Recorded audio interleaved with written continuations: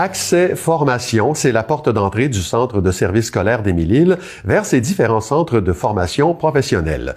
Le développement des compétences, la qualification de la main-d'œuvre et la reconnaissance des acquis sont au cœur de son mandat. Audrey Gagnon en est la coordonnatrice. C'est un plaisir de l'accueillir. Bonsoir, Madame Gagnon. Bonsoir, ça va bien? Oui, ça va bien. Oui. Vos services s'adressent tant aux entreprises qu'au grand public. Dites-moi d'abord, quelle était la nécessité de regrouper ces services-là sous une seule et même bannière? OK. En fait, au Centre de services scolaires d'Émile-Île, on a 5 centres de formation, puis 2 centres de formation générale pour adultes. Okay? Puis, auparavant, les 7 centres de formation offraient des services et maintenant, ils ont été regroupés pour en faire une entité. Fait qu'on a eu une coordonnatrice avec une équipe qui sert à desservir la population et à desservir les entreprises au niveau de la formation. Ça existe depuis 2024. Oui. Alors, dites-moi quels sont les besoins des entreprises qui sont le plus souvent comblés par Accès Formation?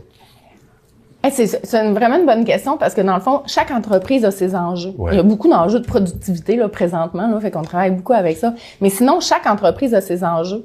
Puis chaque entreprise a ses besoins. Puis nous, on adresse du clé en main aux entreprises. C'est des solutions sur mesure. C'est des solutions sur mesure. Fait que la puissance qu'on a, dans le fond, là, pourquoi nous, on offre de la bonne formation, c'est qu'on va aller capter vraiment les besoins de l'entreprise, puis on va adapter la formation vraiment pour eux. Puis on a une expertise extraordinaire à travers nos centres de formation professionnelle. On a 5 grands centres, plus 2 centres FGA. Puis c'est à partir des enseignants du bassin qu'on est capable de desservir leurs besoins. Et si je comprends bien, là, en affichant tous les programmes qui sont issus de vos 7 centres de formation, finalement, je disais 5, là, mais... Bien, il y en a 5 en formation professionnelle. Oui. Puis 2 en formation générale adulte. Voilà. Donc, vous faites d'une pierre 2 coups. Les travailleurs et les citoyens peuvent aussi y trouver leur compte. Est-ce que vous visez un type de travailleur, un type de clientèle en particulier? On cible notre région géographique. Oui. Nous, on veut être là pour répondre aux besoins des travailleurs.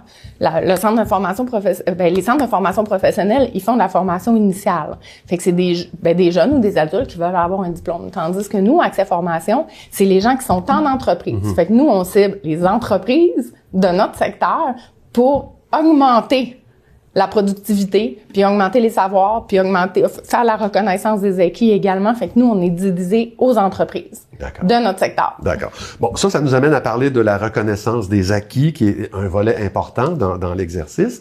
La définition simple que vous en faites, c'est que c'est une façon de transformer ses acquis et son expérience en diplôme. Alors, c'est pour qui ça et comment ça fonctionne? OK. La reconnaissance des acquis, d'abord, c'est pour les gens qui ont une expérience solide qui a été acquise dans un milieu de travail.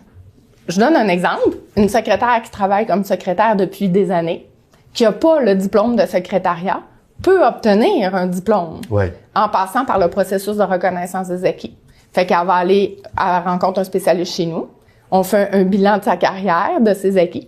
On passe les évaluations qui font en sorte qu'en bout de ligne, on reconnaît le programme. Elle va recevoir un diplôme par la poste avec l'étampe du ministère de l'Éducation. Ouais, c'est formidable. Parmi les avantages que vous soulignez dans la valorisation du parcours individuel, il y a celui de ne pas avoir à tout recommencer. C'est ce que vous venez d'expliquer un peu. Exactement.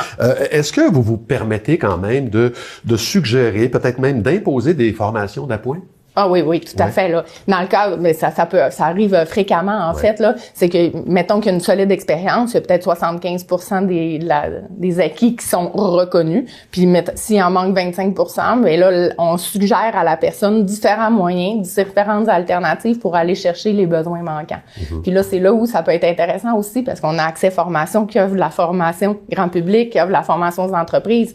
Fait que c'est pour ça qu'ils sont ensemble aujourd'hui. Parce qu'on peut avoir un processus de reconnaissance des acquis avec de la formation complémentaire qui est offerte. Puis en bout de ligne, c'est bon pour l'employé, c'est bon pour la personne, tu sais, parce que d'avoir un diplôme, c'est bien. J'ai donné un diplôme une fois à quelqu'un en reconnaissance des acquis, puis l'effet que ça a eu, c'est un effet wow. Ouais. La personne est fière. Et à partir du moment, Madame Gagnon, où la démarche s'enclenche, combien de temps ça peut prendre avant que nos acquis deviennent un diplôme? Ça peut fluctuer beaucoup. Oui. si, mettons, on fait une reconnaissance de diplôme dans le domaine de l'agriculture, il va falloir gérer les saisons. Ça peut prendre jusqu'à 1 an. Fait que c'est notre objectif. Mais si quelqu'un fait une reconnaissance de diplôme en vente conseil, ben ça va un petit peu plus rapidement parce qu'on est dans un environnement qui est plus contrôlé. Voilà. Ben écoutez, en terminant, j'invite les entreprises, le grand public à visiter votre site web pour prendre connaissance de l'offre qui les attend. Elle est assez abondante. Audrey Gagnon, vous êtes coordonnatrice service aux entreprises et à la reconnaissance des acquis chez Accès Formation. Ça appartient à la CSSMI, oui. pardon. Merci beaucoup d'avoir été là. Merci de votre temps.